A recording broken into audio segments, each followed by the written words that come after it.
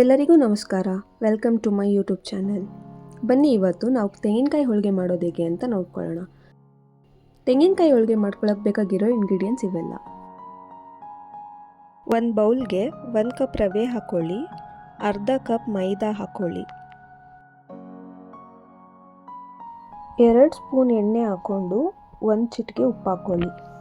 ಹಾಕ್ಬಿಟ್ಟು ಫಸ್ಟ್ ಬರೀ ಹಾಕಿರೋ ಇಂಗ್ರೀಡಿಯೆಂಟ್ಸ್ನ ಮಾತ್ರ ಚೆನ್ನಾಗಿ ಕೈ ಆಡಿಸ್ಕೊಂಡು ಕಲಿಸ್ಕೋಬೇಕು. ಎಲ್ಲ ನೀಟಾಗಿ ಡ್ರೈ ಇಂಗ್ರೀಡಿಯೆಂಟ್ಸ್ ಎಲ್ಲ ಮಿಕ್ಸ್ ಆಗೋವರೆಗೂ ಕಲಿಸ್ಕೊಳ್ಳಿ.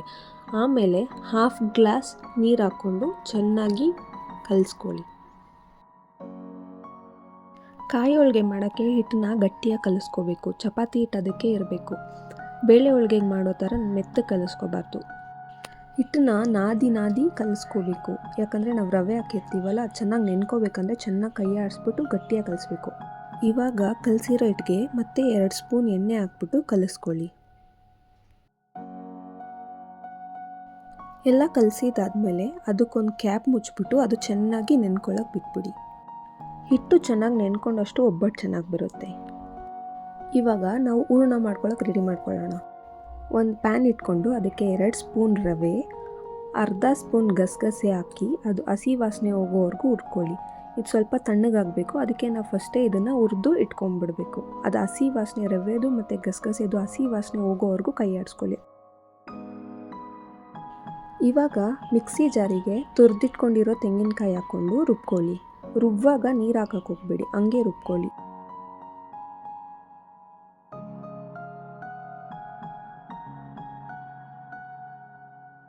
ಒಂದು ಬಾಣಲಿ ಇಟ್ಕೊಂಡು ಅದಕ್ಕೆ 1.5 ಕಪ್ ಬೆಲ್ಲ ಹಾಕ್ಕೊಳ್ಳಿ. ನಾನಿಲ್ಲಿ 4 ಕಪ್ ತೆಂಗಿನಕಾಯಿಗೆ 1.5 ಕಪ್ ಬೆಲ್ಲ ಹಾಕಿದ್ದೀನಿ. ಅರ್ಧ ಗ್ಲಾಸ್ ನೀರು ಹಾಕ್ಕೋಬೇಕು. ನೀರು ಹಾಕಾದ್ಮೇಲೆ ಬೆಲ್ಲನ ಕರಗಿಸ್ಕೊಳ್ಳಿ. ಚೆನ್ನಾಗಿ ಕೈ ಆಡಿಸ್ತಾನೆ ಇರಬೇಕು, ಬಿಟ್ಟರೆ ತಳ ಹತ್ತತ್ತೆ. ಬೆಲ್ಲ ಕರಗೋವರೆಗೂ ಚೆನ್ನಾಗಿ ಕೈ ಆಡಿಸ್ತಾನೇ ಇರಬೇಕು. ಇವಾಗ ಅದು ಒಂದೆಳೆ ಪಾಕ ಬಂದಿದೆಯಾ ಅಂತ ನೋಡ್ಕೊಳ್ಳಿ. ಒಂದೆಳೆ ಪಾಕ ಬಂದಿದೆ ಅಂದರೆ ಕರೆಕ್ಟಾಗಿದೆ. ಇವಾಗ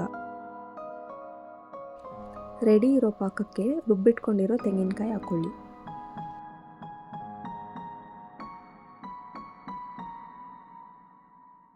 ಚೆನ್ನಾಗಿ ಕಲಿಸ್ಕೋಬೇಕು. ಆ ಪಾಕ ಮತ್ತು ತೆಂಗಿನಕಾಯಿ ತುರಿ ಏನಿದೆಯಲ್ಲ, ಅದೆರಡು ಮಿಕ್ಸ್ ಆಗೋ ಥರ ಚೆನ್ನಾಗಿ ಕೈ ಆಡಿಸ್ಕೋಬೇಕು.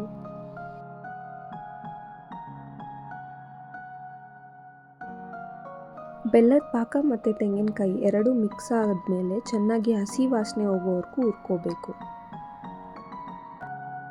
ತೆಂಗಿನಕಾಯಿದು ಹಸಿ ವಾಸನೆ ಎಲ್ಲ ಹೋದ್ಮೇಲೆ ಆವಾಗಲೇ ಹುರಿದೆತ್ತಿಟ್ಕೊಂಡಿದ್ದ ರವೆ ಮತ್ತು ಗಸಗಸೆ ಹಾಕ್ಕೊಳ್ಳಿ.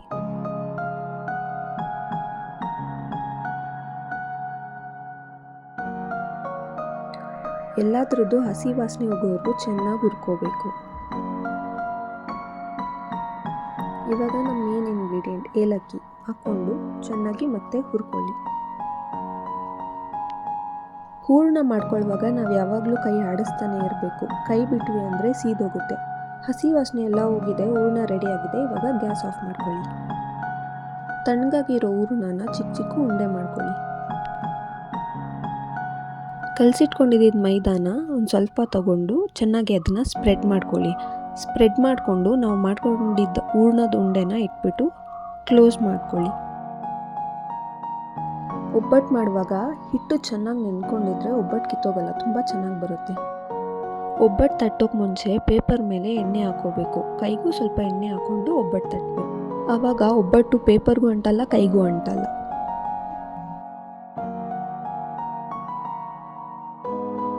ಒಬ್ಬಟ್ಟು ತಟ್ಕೊಳ್ಳೋ ಅಷ್ಟರಲ್ಲಿ ತವಾ ಬಿಸಿ ಇಟ್ಕೊಂಡಿರೋಣ. ತವಕ್ಕೆ ಒಂಚೂರು ಎಣ್ಣೆ ಹಚ್ಕೊಂಡು ತಟ್ಟಿರೋ ಒಬ್ಬಟ್ಟನ್ನ ಹಾಕ್ಕೊಂಡು ಸುಟ್ಕೊಳ್ಳೋಣ. ಒಬ್ಬಟ್ಟು ಎರಡು ಸೈಡ್ ಚೆನ್ನಾಗಿ ಬೇಯಿಸ್ಕೋಬೇಕು. ಸೀದೋಗಕ್ಕೆ ಬಿಡಬೇಡಿ. ಸೀದೋದ್ರೆ ಕಹಿ ಟೇಸ್ಟ್ ಬರುತ್ತೆ. ಅದಕ್ಕೆ ಚೆನ್ನಾಗಿ ಎರಡು ಸೈಡ್ ಫ್ರೈ ಮಾಡ್ಕೊಳ್ಳಿ.